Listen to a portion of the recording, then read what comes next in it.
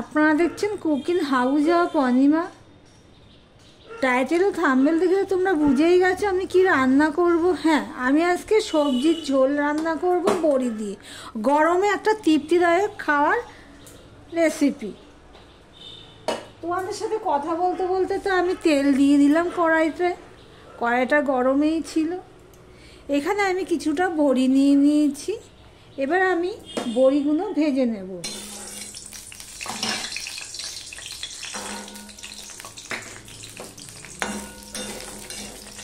Video দেখার শুরুতেই একটা লাইক দিয়ে কন্টিনিউ করো বন্ধুরা প্লিজ। আর ভিডিওটি স্কিপ করো না, সম্পূর্ণ দেখার অনুরোধ করছি বন্ধুরা প্লিজ। দেখো বন্ধুরা, বড়িগুলো ভাজা হয়ে গেছে। এবার আমি এটা তুলে নিচ্ছি। যা তেল আছে, বড়ি সবসময় ছাঁকা তেলে ভাজতে হয়। যা তেল আছে তার মধ্যে আমি দিয়ে দিলাম পাঁচফোড়ন। এখানে দেখো আমি কিছু সবজি কেটে নিয়েছি। আলু আর পটল নিয়ে নিয়েছি এখানে। আর নিয়ে নিয়েছি এখানে দেখো সজনে ডাঁটা, বেগুন আর মিষ্টি কুমড়ো। আমার কাছে যা সবজি আছে এই দিয়েই করছি। দুটো তেজপাতা ফোড়নে দিয়ে দিলাম।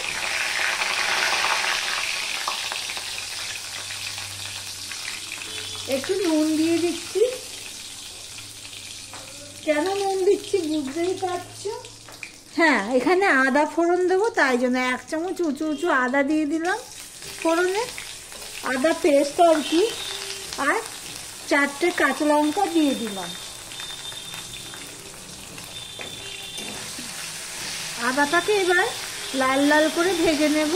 দেখো বন্ধুরা, আদা ফোড়নের গন্ধ বেরিয়ে গেছে সুন্দর। এবারে সবার প্রথমে আমি আলু আর পটলটা দিয়ে দেব। আলু আর পটলটা দিয়ে মিশিয়ে নিয়ে আমি কিছুক্ষণ রান্না করে নেব।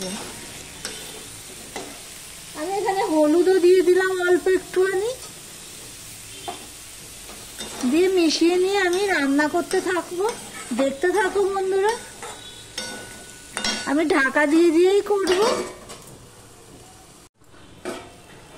আমি ঢাকা দিয়ে লো টু মিডিয়ামে রেখে প্রায় 3 মিনিটের মতো রান্না করে নিয়েছি আলু আর পটল। এবারে আমি দিয়ে দিচ্ছি বেগুন, সজনে ডাঁটা আর মিষ্টি কুমড়ো। এগুলো আমি দিয়ে দিলাম। দিয়ে সম্পূর্ণটা আমি মিশিয়ে নিচ্ছি, দেখতেই পাচ্ছ বন্ধুরা। আমি এখানে আরেকটু হলুদ দিয়ে দিচ্ছি।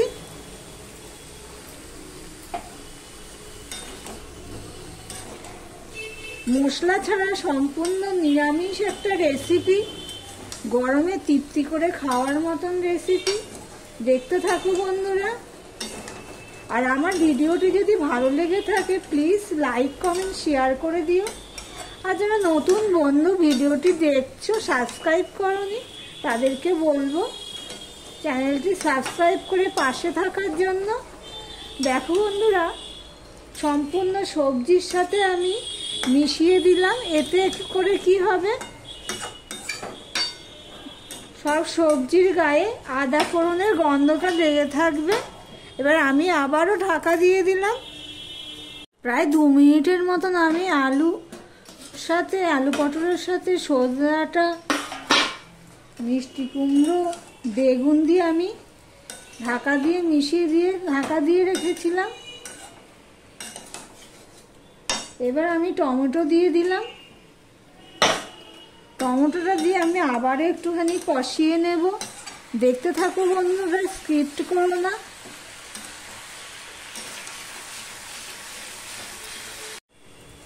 টমেটোটা দিয়ে আমি কিছুক্ষণ রান্না করে রেখেছি, কিছুক্ষণ মানে প্রায় 1 মিনিটের মতন। এবার দিয়ে দিলাম ভাজা বড়িগুলো আর দিয়ে দিলাম পরিমাণ মতন জল। যেহেতু এটা সবজির ঝোল সেই জন্য জলের পরিমাণটা একটু বেশি দিলাম, দেখতেই পাচ্ছ। আর বড়িতে না জলটা টেনে নেবে।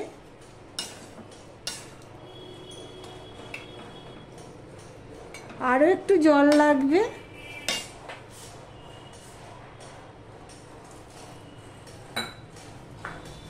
এবার আমি এটা ফুটে ওঠা এবং সিদ্ধ হওয়া পর্যন্ত অপেক্ষা করব।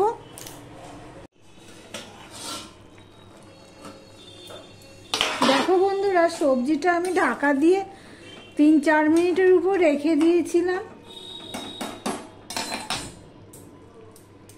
আমি দিয়ে দিচ্ছি চিনি, 2 চামচের মতন আমি চিনি দিয়ে দিলাম। নুনটা একটু কম হয়েছে, তাই টেস্ট অনুযায়ী আর একটু নুন দিয়ে দিলাম। আমি এখানে ভাজা মশলা ব্যবহার করছি, এখানে তো কোনো মশলা দেওয়া হয়নি, সেই জন্য ভাজা মশলাটা আমি 2 চামচ ব্যবহার করলাম।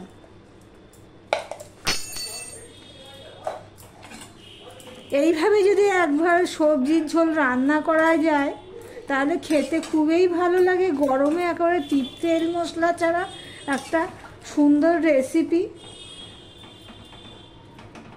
তোমরা একবার বাড়িতে ট্রাই করতে পারো। বাচ্চা থেকে বড় সবার উপযোগী একটা রেসিপি। না ঝাল আছে না মশলা আছে, যে সবগুলো আমি নুন চিনি মশলা সবগুলো আমি মিশিয়ে দিলাম, দেখতেই পাচ্ছ। দিয়ে আমি 2 মিনিটের মতো আবারও রান্না করে নেব। আমি ঢাকা দিয়ে 2 মিনিটের মতো রান্না করে নিয়েছি। দেখো বন্ধুরা, সবজির ঝোল রেডি হয়ে গেছে আমার। গ্যাসটা অফ করে দিলাম আর ভিডিওটা আজকের মতন এখানেই শেষ করলাম। টাটা।